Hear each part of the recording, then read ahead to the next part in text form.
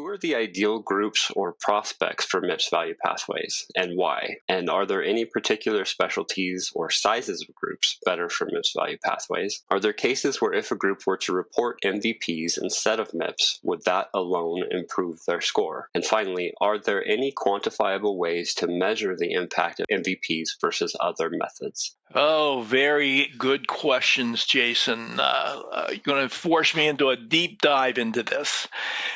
Well, MVPs are ultimately going to affect all practices. Perhaps in 2029, the current proposed switchover date, or within a few years after that, Medicare intends to sunset traditional MIPS, that is MIPS as we know it now, and fully implement MVPs. And fully implementation means that all practices would be required to report MVPs rather than the traditional MIPS being reported now. MVPs differ from traditional MIPS in that each MVP is a self-contained set of measures with a foundational set that includes some population health measure choices and promoting interoperability measure set, which is the same for everyone, and measures that are selectable from a focused list of quality measures and a focused list of practice improvement activities, all of which relate to the same clinical topic or specialty.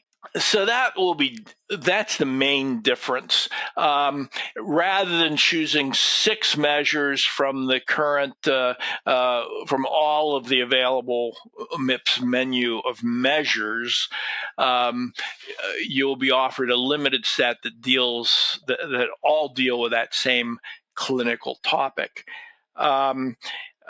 They can be all drawn from ECQMs, all drawn from MIPS CQMs, all drawn from QCDR measures, or a mixture thereof. Traditional MIPS is reported as either an individual or an entire group. That is a tax ID number billing group of NPIs or individual providers. This is intended to be a subgroup submission. Now, an individual will be able to choose MVPs. A small single specialty practice or any size single specialty practice will be able to choose a single MVP. But multi-specialty groups are going to be most affected by this change to MVPs. And that structure will require multi-specialty groups to break up into multiple subgroups and make multiple MVP submissions. Now, it's not yet determined whether it's going to maximally break down, what the minimum size groups are going to be, exactly how eligibility is going to be determined.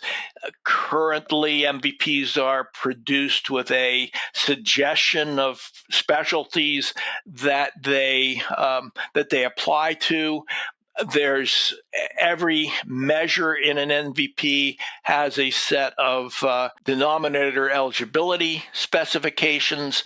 It's easy to imagine that any provider having patients beyond that, usually there's a minimum number of 20 patients to make a valid submission. It's easy to imagine that Medicare may simply require that anyone who can generate a 20-patient minimum submission for 4 measures in an MVP can submit that MVP.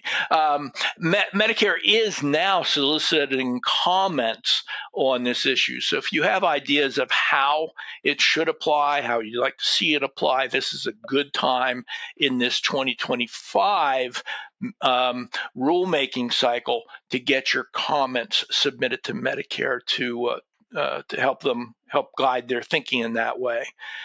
I'm inclined to think that it shouldn't so much be a specialty orientation um, as a service line orientation.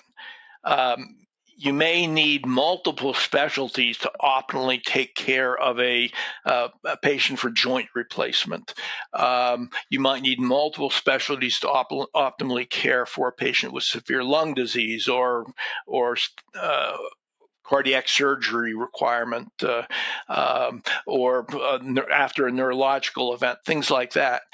So I'm inclined to think that it should be more that we have eligible patients that should manage that eligibility question.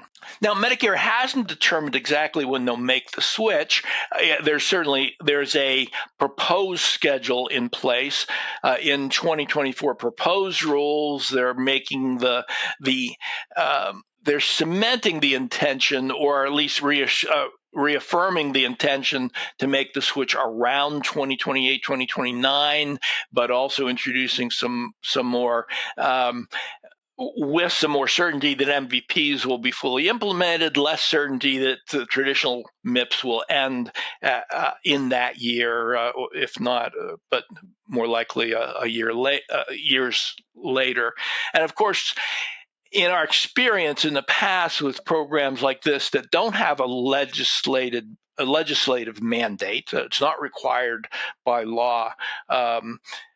For yet, it could be at some point for Medicare to make the switch. Those are often accompanied by multiple delays for various reasons. So it wouldn't be at all surprising if that were put off for some time. The practices most affected, as I said, are going to be multi-specialty groups. The practices least affected will be primary care providers and single specialty groups, and the primary care practitioners within groups, within multi-specialty practices, mostly because the group submission of measures is the most common method for practices to submit if they're eligible for them, and most of them submit primary care oriented measures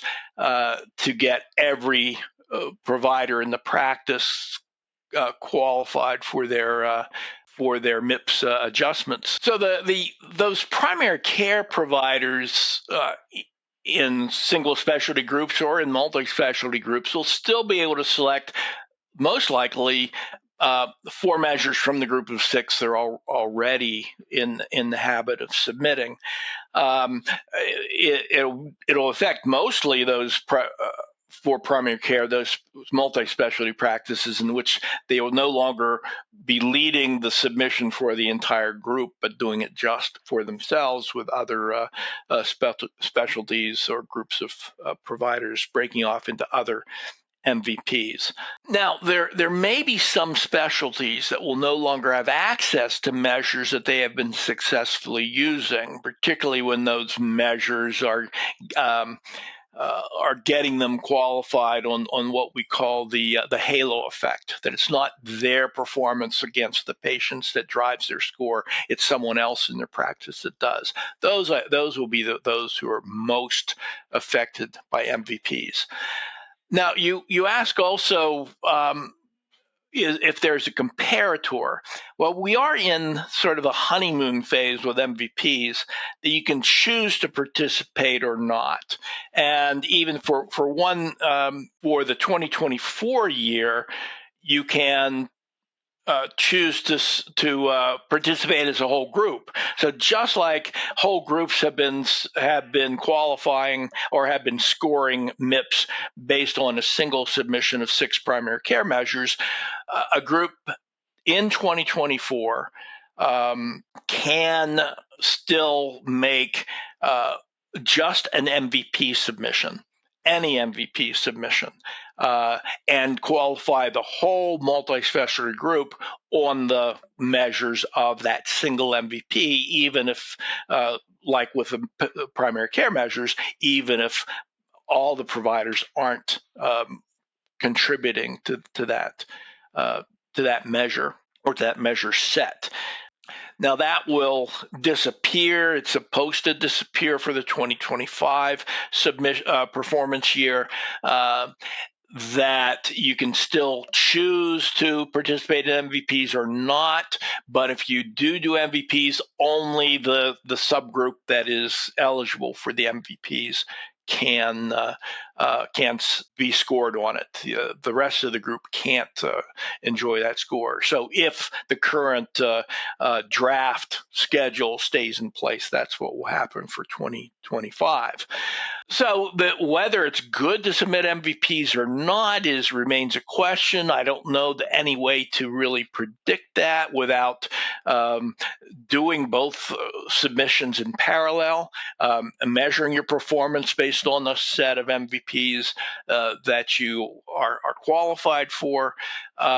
So that's a similar question to which 6 measures should you submit for traditional MIPS. You really have to make the measurement, compare it to the benchmarks, and figure out how you're going to score with a performance you're delivering today to know which is which. You could easily be doing better for your whole group using MVPs, or better for your whole group doing the measures you've always chosen, or better for your whole group with a whole different set of 6 traditional MIPS measures.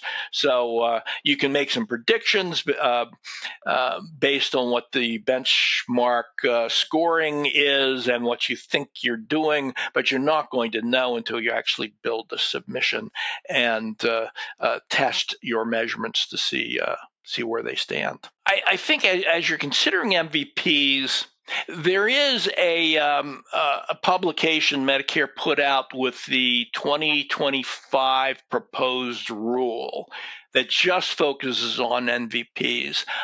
I would suggest that you download that document and review it. They are soliciting comments on just about everything about MVPs, how you qualify, how you submit. They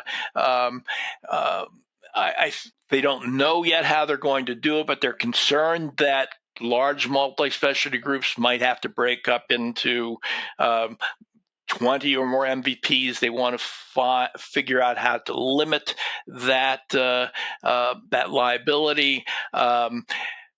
There's still going to be some providers who don't qualify for any measures. They don't provide the care. They don't have the patients qualifying in the denominators.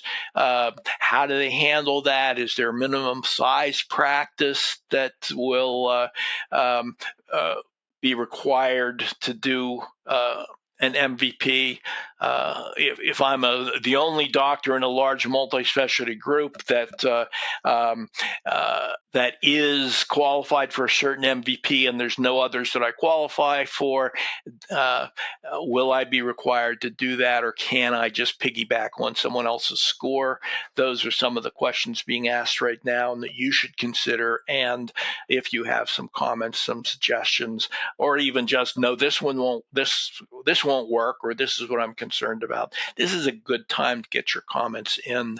I'm expecting a lot of thought by Medicare in the next 12-month cycle, or even 18 months, considering a full the rest of this 2024 rule creation year and the next 2025 rule creation year.